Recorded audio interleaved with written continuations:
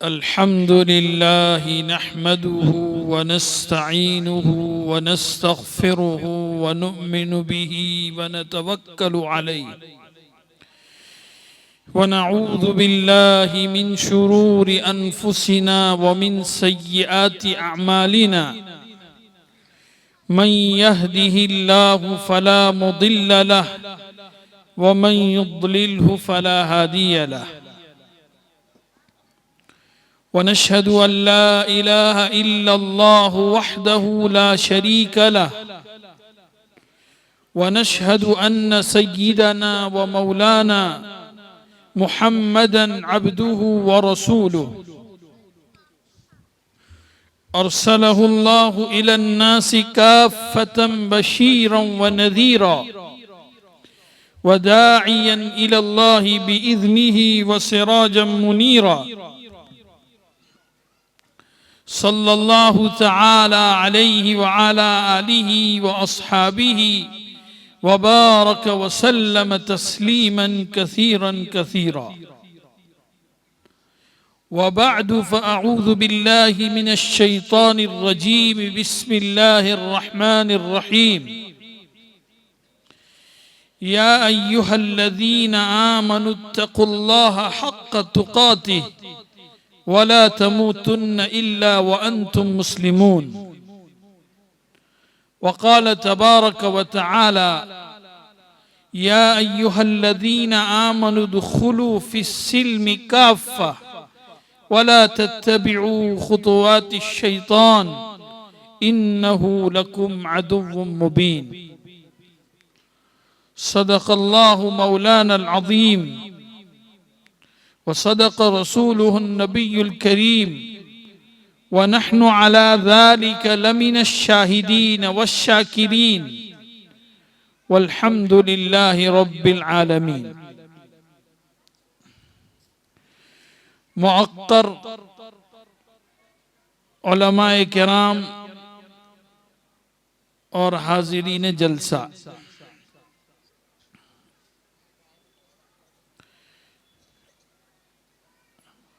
काफ़ी देर से हम और आप इस प्रोग्राम को सुन रहे हैं।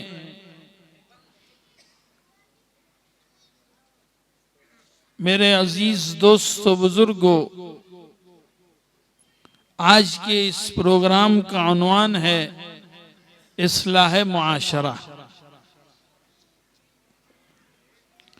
हम सब जानते हैं कि हमारे मुआशरे में कैसी कैसी बुराइयां,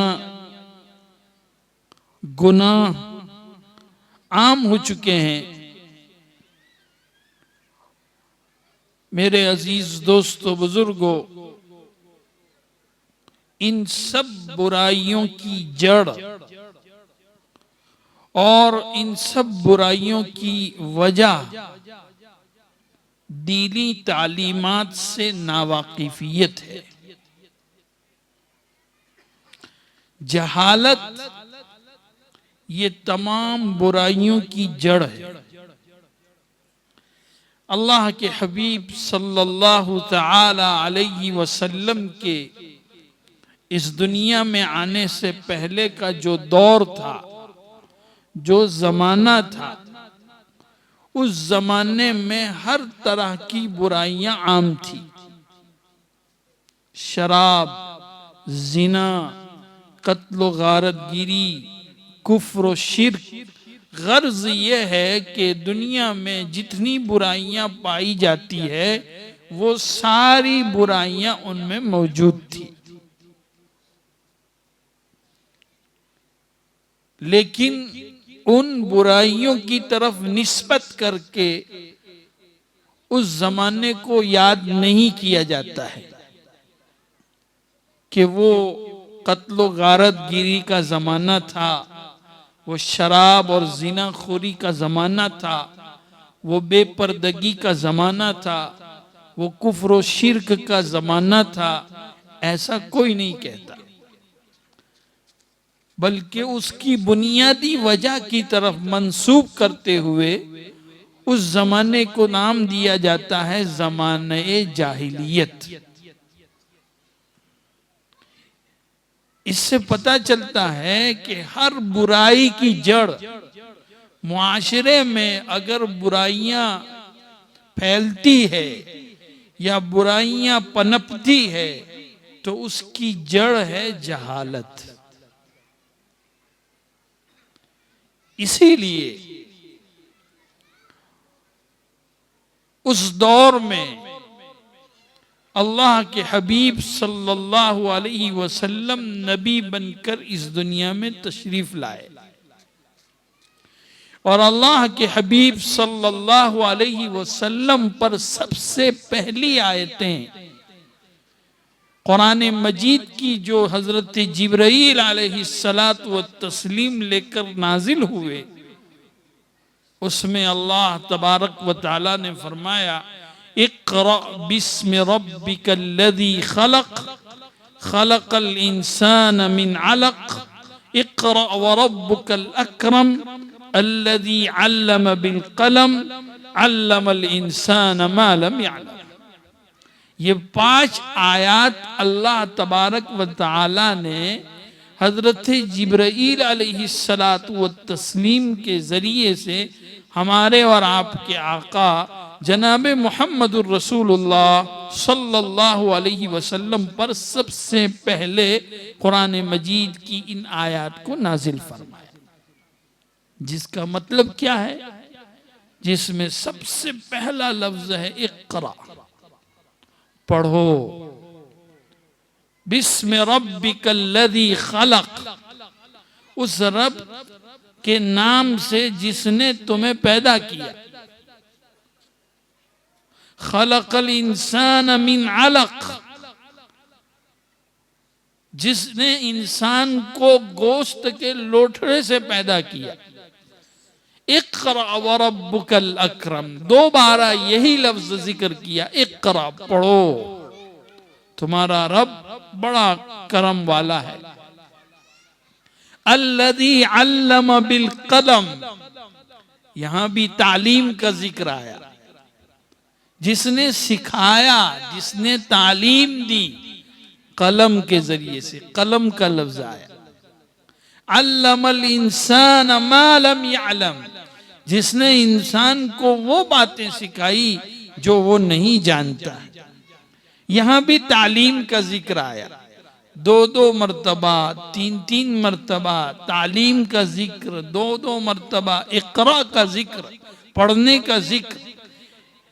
इससे अंदाजा लगाया जा सकता है कि हमारे मुआशरे में अगर बुराइयां फैली हुई है, हमारे मुआशरे में अगर गुनाह आम हो चुके हैं, हमारे मुआशरे में इर्तिदाद के दहाने पर हमारी बहुत सारी बच्चियां पहुंच चुकी है, तो उसका वाहिद इलाज ये है कि हम अपने मुआशरे में दीनी तालीम को आम करें। बस यही इलाज है, और कोई उसका इलाज नहीं। क्यों? नबी अकरम सल्लल्लाहु तआला अलैहि वसल्लम को भी अल्लाह ताला ने इल्म दिया, वअल्लमक मा लम तकुन तअलम व कान फज़लुल्लाहि अलैका अज़ीमा। कुरान मजीद जैसा इल्म का समंदर अल्लाह ताला ने अपने आका जनाब मुहम्मदुर रसूलुल्लाह सल्लल्लाहु अलैहि वसल्लम पर उतारा, और आपने उसकी रोशनी में उस जमाने के लोगों पर मेहनत की, इल्म के जरिए से इल्म को आम किया। फिर उसके बाद क्या असर हुआ? हजरत अबू बकर सिद्दीक रदी अल्लाह ताला अन्हु जैसा शख्स, हजरत उमर रदी अल्लाह ताला अन्हु जैसा शख्स, और अजीब व गरीब, अजीब और अजीम तरीन शख्सियात अल्लाह के हबीब सल्लल्लाहु अलैहि वसल्लम से जिन्होंने बराह रास्त इल्म हासिल किया, उस इल्म की बदौलत आज कुरान मजीद में उनके मुताल्लिक रज़ी अल्लाहु अन्हुम व रज़ू अन्हु का खिताब मिला कि अल्लाह उनसे राजी हो गए और वो अल्लाह से राजी हो गए। ये क्यों मिला?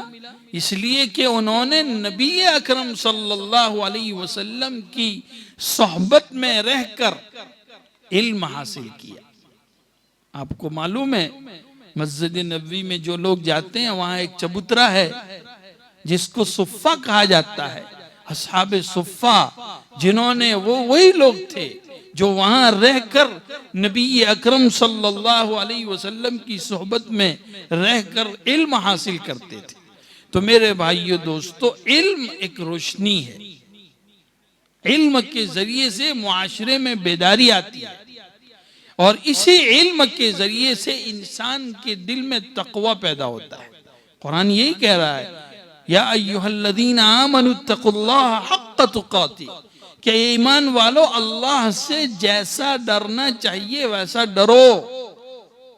वला तमूतुन्न इल्ला व अंतुम मुस्लिमून, और इस तक़वे की बुनियाद पर तुम्हारे अंदर ये सिफत आनी चाहिए कि तुम्हारी मौत मुसलमान होने की हालत में हो, इस्लाम पर आवे।